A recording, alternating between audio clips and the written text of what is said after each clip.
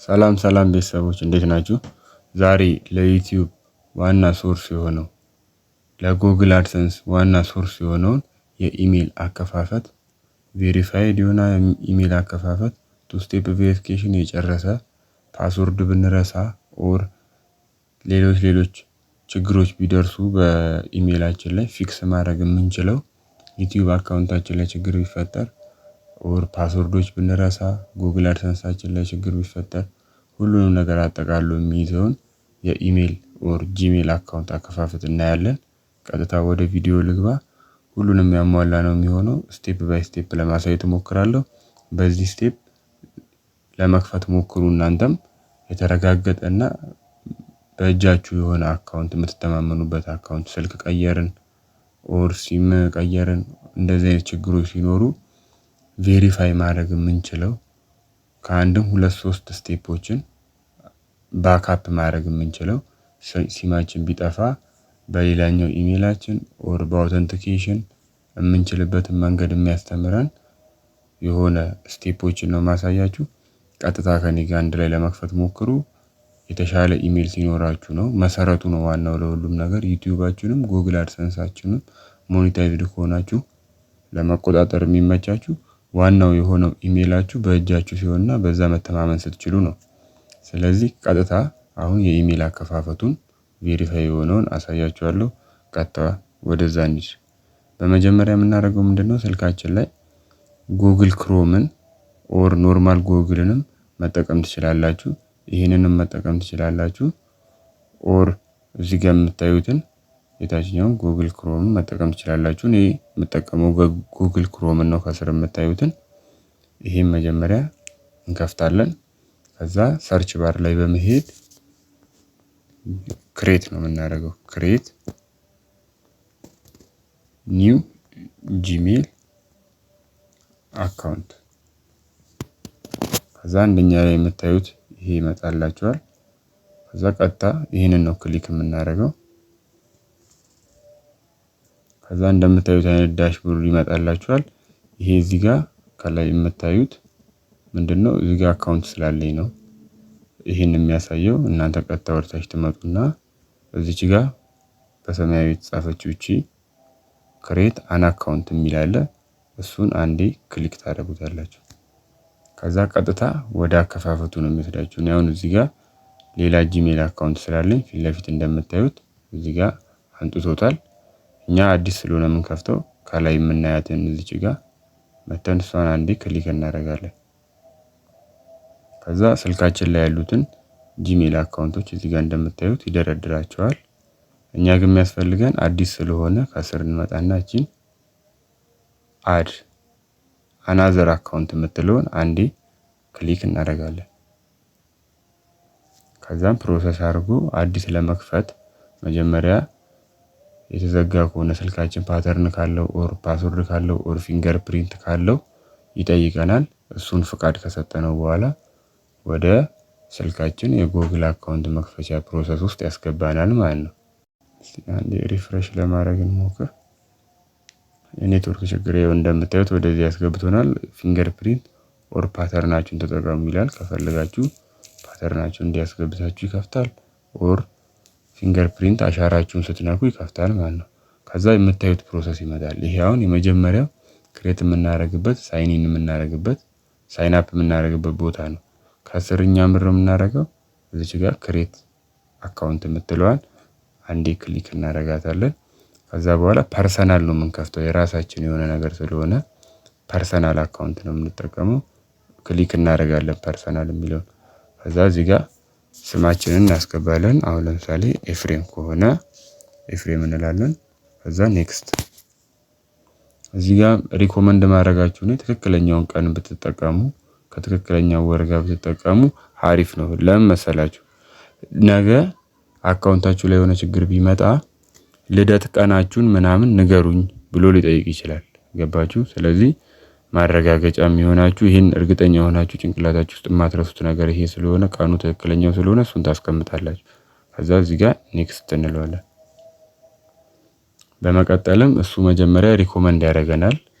ኤፍሬም 0791@gmail.com ብትሉት አልተያዘም ሌሎች ሰዎች ኤፍሬም የሚባሉን ቢከፍቱ ያልተያዙ ቁጥሮች ናቸው። 74 79ም አለ። ከፈለግንም የራሳችንን እዚህ ጋር ነክተን እዚህ ጋር የምንፈልገውን እንጽፍና ኔክስት እንለዋለን። ግን አሁን ከላይ እሱ ሪኮመንድ ያደረገን በጣም ቆንጆ ነው። 74 79 ቀለል ያለ ቁጥር ነው አይደለ? ስለዚህ ኤፍሬም 7479@gmail.comን ክሊክ አድርገን እዚህ ጋር እንደምታዩት ማርክ ታደርጓትና ከዛ በኋላ ኔክስት እንለዋለን። ከዛ የሚመቻችሁን ፓስወርድ ስትሮንግ የሆነ ፓስወርድ ተጠቀሙ ይላል ከላይ ካያችሁት።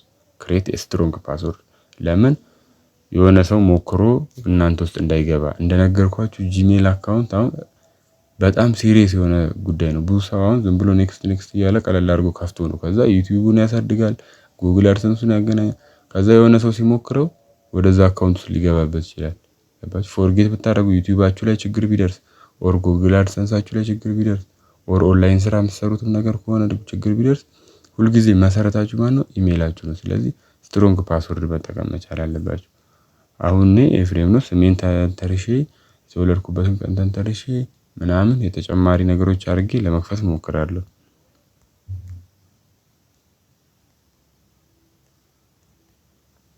አድርገን ፓስወርድ እንሰጠዋለን። ስትሮንግ ከሆነ ያሳልፋችኋል፣ ደካማ ከሆነ ግን ድጋሚ ሙሉ ብሎ ሪኮመንድ ያደርጋችኋል ማለት ነው። አሁን በቀጣይነት ምንድነው የሚያደርግልን? ቬሪፋይ እንድናደርግ ስልክ ቁጥር ቬሪፋይ እንድናደርግ ይጠይቀናል።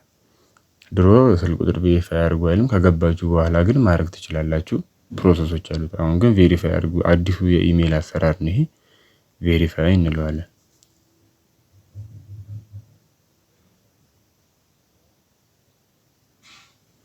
ትንሽ ጊዜ ይወስዳል እያለ ነው። ጊዜ ሰጥተን መጠበቅና እነዚህን ፕሮሰሶች መጨራረስ አለብን። ገና ነው። ስልክ ፕሮሰስ ማለት ኢዚ የሚባለው አሁን አያችሁት። ይሄኛውን ፕሮሰስ ምንድነው ያደረገብን? ስልክ ሲሙ እዚህ ውስጥ ቢኖር የሆነ ስልክ ዲክቴት ያደርግና ራሱ ለእናንተ ያሳያቸዋል የሆነ መንገድ ማለት ነው።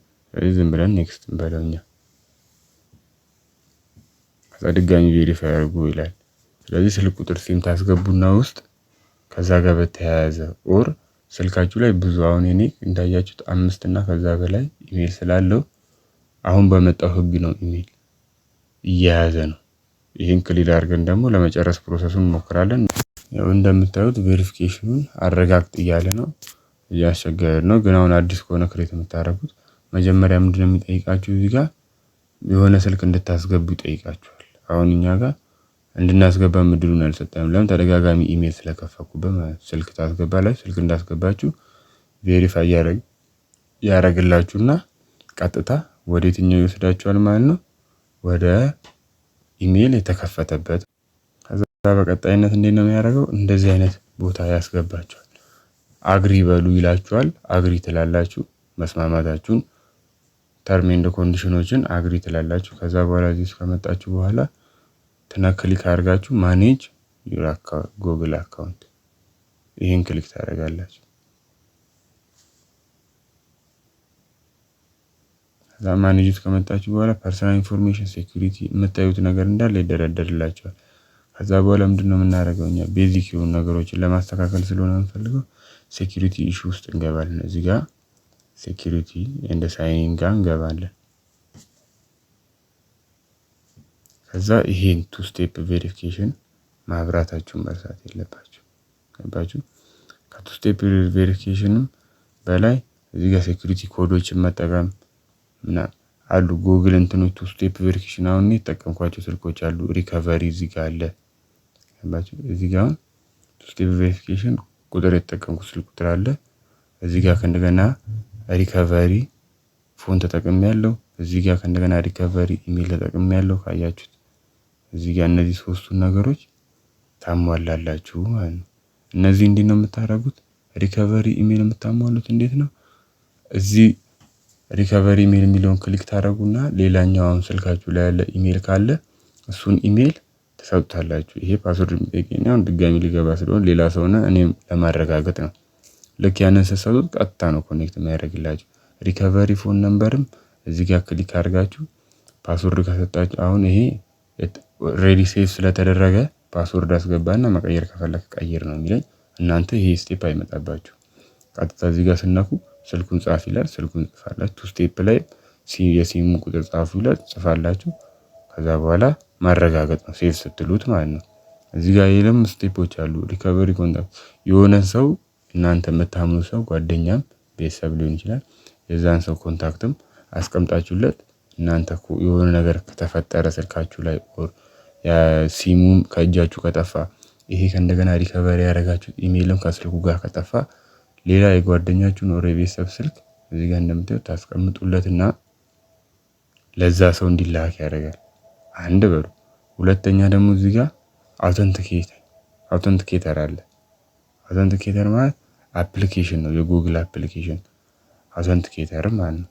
እሱን ታመጡና እሱን ከዚህ ኢሜይል ጋር የእናንተ ኢሜይል ይሄኛው ኢሜይላችሁ ዋናው ኢሜይላችሁ ጋር ኮኔክት አድርጋችሁ ቀጥታ ልክ አውተንቲኬት ላይ ተገቡና ላይክ እንደ ቬሪፊኬሽን ልክ አውተንቲኬት ላይ ስትገቡ 6 ዲጂት ቁጥር ይሰጣችኋል። ያንን ቁጥር አምጥታችሁ ልክ ኢሜይል ፓስወርድ ጋር ስታስገቡት ቀጥታ ወደ ኢሜይላችሁ ያስገባችኋል ማለት ነው።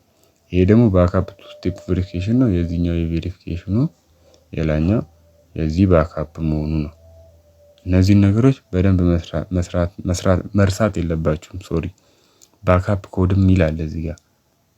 ባክአፕ ኮድ ደግሞ ወደታች የተደረደሩ ብዙ ወደ 12 ምናምን ቁጥሮች 5 ዲጂት 6 ዲጂት ይሰጣችኋል። እነሱን ፕሪንት አድርጋችሁ ስክሪንሾት አድርጋችሁ ታስቀምጣላችሁ ማለት ነው። አሁን እዚህ ጋር እንደምታዩት አሁን የፓስወርድ ብሰጠው ቁጭ ያደርግልኛል። ገባችሁ? ከዛ በኋላ ያንን የተፈለገ ሰዓት ታስገባላችሁ። እነዚህ ነገሮች በደንብ ማረጋገጣችሁ ነው። ከዛ በኋላ ወደ ዩቲዩብ በመሄድ ዩቲዩብ ላይ ክሬት ማድረግ ይጀምራል። እሱን ስቴፕ በቀጣይ ስቴፕ አሳያችኋለሁ። ዩቲዩብንም እንዲህ ዲቴል በሆነ መንገድ ለማየት እንሞክራለን። መስተካከል ያለባቸው ሴቲንጎች አሉ። ክሬት ዋናው ዩቲዩብ ራሱ ክሬት የማድረግ ፕሮሰስ ላይ ነው። ሶርሱ ክሬት ካደረጋችሁ በኋላ ነው አፕሎድ የምታደርጉባቸውን ሲስተሞች የምናየው። ስለዚህ በቀጣይ ቪዲዮ እስክንገናኝ መልካም ጊዜ።